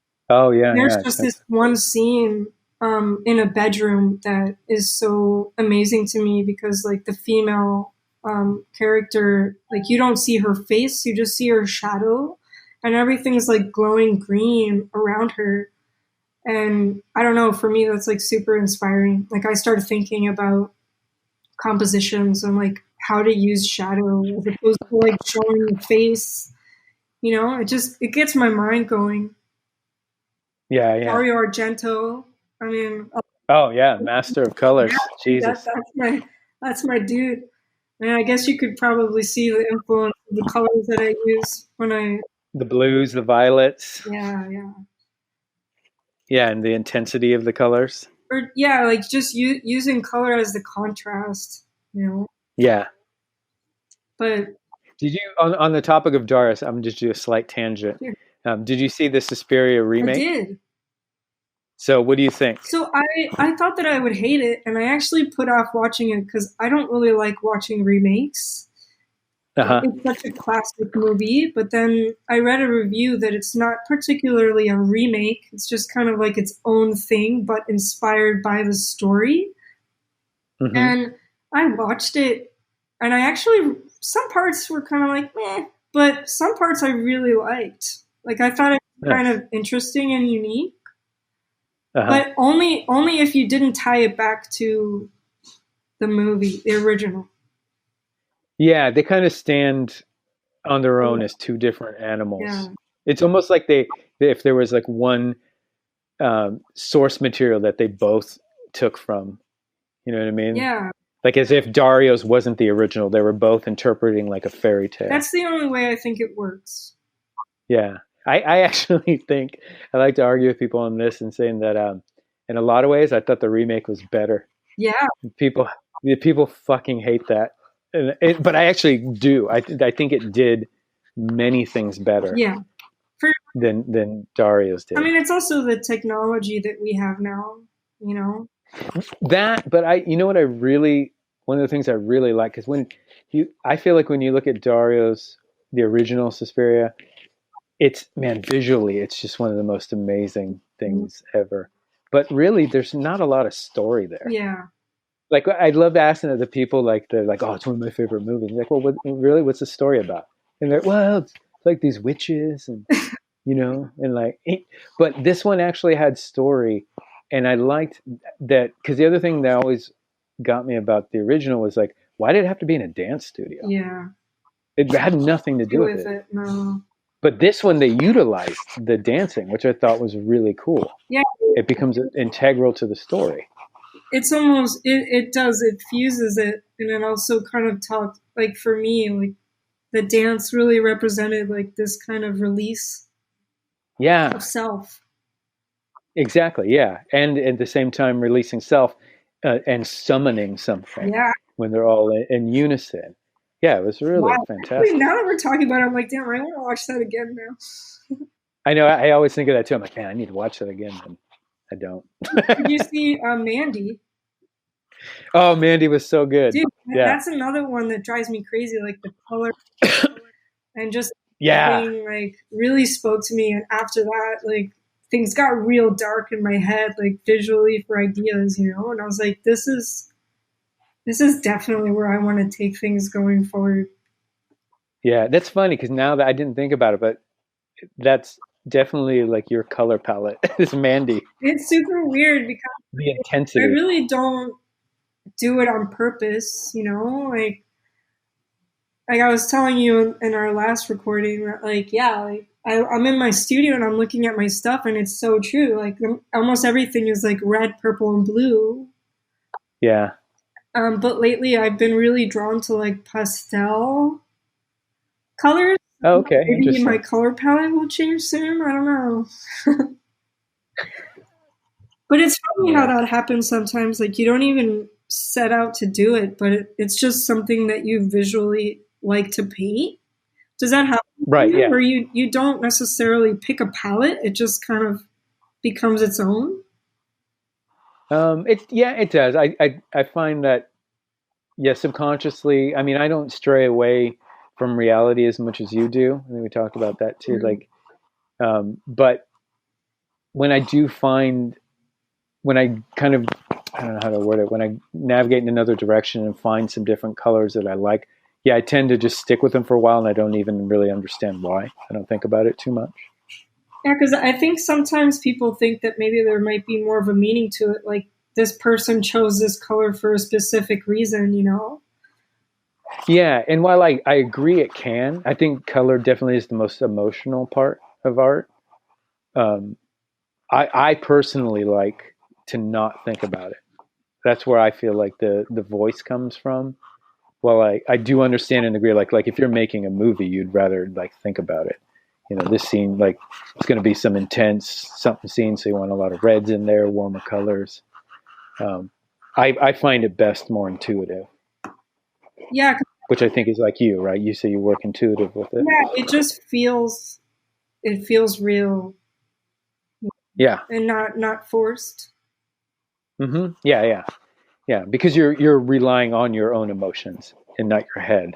But then I wonder, Right. like subconsciously, if that has something underlying there, you know, like why? I'm sure it does. Yeah, because I like to read as best as I can about like color psychology and like what certain colors, you know, how certain people perceive or like what certain colors mean, you know, Mm-hmm. like blue can be like super calming, you know, and like red can mean something different. So I always think back sometimes, like I wonder if that has something to do with it too, like the colors that I'm drawn to, if that has any meaning. But Right, right. Like from your own experiences or from your past or. yeah, like I was trying this year. I put a proposal to try something different and create an installation, and it kind of revolved around color psychology and like how certain colors make certain people feel. Mm-hmm. And hopefully in the future I'll be able to test that out. I mean, I know that that's been done like a million times, but it would just be interesting to see, you know, like how, like if there was one image that was painted in, you know, like different colors, how people would react to it, like more, how, Oh, right, yeah. if they would feel, you know, attracted to it or if they would hate it. Like if one thing was painted in red and they'd be like, oh, that's amazing. And they see it painted in yellow and they're like, that fucking sucks. Or you don't get the same Yeah, feeling from it, you know? So color, I think, yeah, is super important. yeah. No, I agree. It's really what I think ties everything together and helps push whatever the emotive quality is through an art piece, push it to the forefront and really connect with people. But I also have a lot of like respect for people that can create fantastic work in just black and white. Yeah, in a way, well, I don't want to say it's I easier, feel like it's but I think sometimes. it, yeah, when you strip away things, I think there's an element that definitely becomes harder. But for black and white, I mean, at least my take on it is because, you know, this is the first thing that we perceive in our brain, like subconsciously as values, is black and white. Mm-hmm. So in that sense, I think it's almost easier. But when it's, but that's different than it being done well, if that makes any sense. Like when you see somebody like from comic books, like one of my favorite comic book artists was Mike Mignola, who did Hellboy. Yeah. And when you see those black and white sketches, because the way he could simplify, and then he would keep them to 2, maybe 3 values. He didn't use a lot of different values within that. That kind of what really gets me is simplification. Mm-hmm. Like somebody can do that well, that's power. And man, his sketches are insane, masterful works of art, in my opinion. That's why I think that it's harder, you know, to like show that power with just few values and colors. True. Yeah, I see what you're saying. Yeah. Like there's this we recently became friends, but there's this artist named Paola Delfin, and she's from Mexico, and her murals are primarily black and white and like, you know, maybe shades of gray, and they're so powerful. And, you know, some people might think like, oh, it might not be as powerful as something that's like really striking with color, but it's amazing that it can still provide such a strong shock, to people, that like visual shock to people, even though it's just neutral. Right, right. Who's this artist? I don't think I know her. I'll send you her link on Instagram. But Oh, okay. her name is Paola. She's amazing. But yeah, Cool, yeah. it's really incredible to me. I think like when you take out color, like if someone were to tell me like paint something in black and white, I'm like, damn, dude, like is it gonna still have that punch? I brought it back. Yeah. I brought the punch back. That's right, the punch. That's right, the color punches. That's what we're talking about.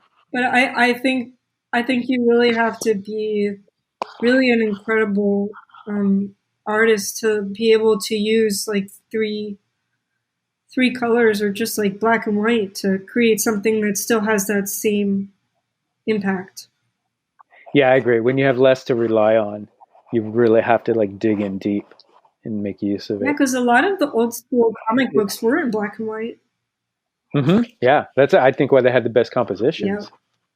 You weren't relying on color flash. You had to be impactful with just the shapes and the little bit of color values rather that they could print. Yeah. Which kind of brings me back to like the paintings that you've been doing. Like you have the neutrals, but then you do have like these really strong colors that come in. Yeah, I don't know what that's about. So there's no rhyme or reason to that too. It's just like something that you're intuitively feeling as well. Yeah, I think that, and then I mean, for me personally, I just don't know if it's a good or a bad thing quite yet, because my schooling, like having an academic background, we were really taught to just depict what was in front of us with a little bit of exaggeration here and there. So I always find myself kind of trying to find that balance between realistic perception and then emotional perception. And so I think a lot of those, when I start pushing colors, that's like straying into the emotional perception. And then there is a part of it too of just like I think of everything compositionally. So that would be the intuitive part where it's like, man, this area just isn't holding up. I don't know quite what it needs. And oftentimes, because I think a lot of my palette is very subdued, that a little bit of color push helps the composition. Yeah, I mean, it's like, even though you came from like the academic background, I still feel like you really push through that. I mean, when you are experimenting and trying something that's like not, going back to those standards per se, like, do you feel like you're like, oh shit, like, you still hear your teacher saying stuff to you in a weird way? Like, No, I try. No, I don't actually. I'm always in my head, like cussing out my teachers. Fuck you, man. Yeah, why did you do this to me? But it's weird. It's like, even I've talked to this because a lot of, not a lot actually, a few friends of mine that are painters. We all went to the same school, and all of us have talked about the same thing, about there's certain things we just can't shake. Yeah. And it's really interesting because if you think, man, if you want to, you should be able to, but it's just not that easy for whatever reason. And I've spent years slowly chipping away, getting rid of habits that I learned in school. I mean, it's hard when you've been trained to do something a certain way, and like that's, just how you know how to do it, and then being able to like step away from that and like yeah. Well, I wonder how much of it is, because that's true. That's definitely a part of it. But something, I don't know if you experience this, but something I've realized about myself with art making and art practice is that it's not so much a method or a technique, but a frame of mind. Yeah. If that makes any sense. Because I find like every time when I take a break, when I come back to painting, I paint really realistically and then slowly break out of it, because it's a frame of mind. Because I have to be in this certain frame of mind to be able to loosen up or abstract things, something like that. So I think it's coupled with the like, yeah, this was my training, but it's also the training shaped my mind to see the world in a certain way.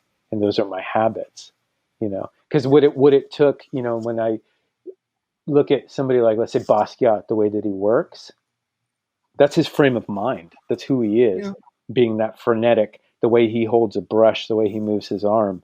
It's just who he is. And that's not who I am. So I have to change my frame of mind in order to work a different way. So is that another reason why maybe sometimes art school isn't really for everyone? I fully agree with that. I don't think it is. In fact, I think it's better maybe not to, because your background's fashion, right? You didn't go to study painting. Yeah, no, I mean, I've been in art, like my first introduction to like specific art class, like where I spent like 2 hours a day was when I was in middle school. I got accepted to a school for like art magnet program, and we were doing art 2 hours a day, and we learned how to do everything. We learned how to do sculpture, printmaking, illustration, doing stuff from still life, figure drawing. I mean, we kind of learned all of it, which was really amazing. And looking back at it now, like I don't really know that many people who've had that kind of opportunity. Yeah, that's right. I mean, at the time, I didn't really understand why it was so great. You know, like I mean, I love doing it because I love art, but I didn't realize like how special that was. Mm-hmm. Yeah, it's incredibly special. But it also, yeah, I did have teachers that kind of did that for me too. Like they didn't want me to explore as much, and they were like, well, you have to stick to the basics and learn the foundation first, which is true. But I don't think it was until I left all of that that I really started to play more and not feel like I was put in a box or had to create in a certain way, you know, because in fashion, I definitely just wanted to push limits. Like all the stuff that I ever designed was definitely not the normal thing that people wanted to wear, you know, like I was always drawn to more couture, like John Galliano and Jean-Paul Gaultier. Like they, for me, were like my idols, Alexander McQueen, you know, so it wasn't something that was really function. It was just more like creative. So that I think also shaped my artistic practice as a painter, you know. Oh, okay. Yeah, that makes sense. Because I didn't want to do something that was just like the norm. I wanted to do something that was like more creative and just like different and not like I do portraits, which obviously are sometimes more on like the realism wavelength, but then I throw stuff in there that has like nothing to do with it at all. And like the proportions are kind of all over the place, which I think is how I've found a way to like make something that has like the structure, but then completely mess with it. Right. So I would say that a lot of the things that I learned in fashion and just like that whole background has definitely influenced what I'm doing now. So thank you again for not just doing this, but now redoing this. It's an honor, John. Thank you so much. Thank you. And I'll put all your website and stuff in the studio now. And I think I asked before, but I didn't know if there's anything you have coming up you wanted to talk about. Shows and you doing walls. What are you doing next? I've applied to a bunch of new festivals, so hopefully I'll get responses on that. But trying to focus a lot more on like studio stuff. So hopefully more studio canvas work will be shown. Oh, excellent. All right. Well, thanks, Nicole. I really appreciate it. It was great talking to you. You're awesome. Okay, and we're done.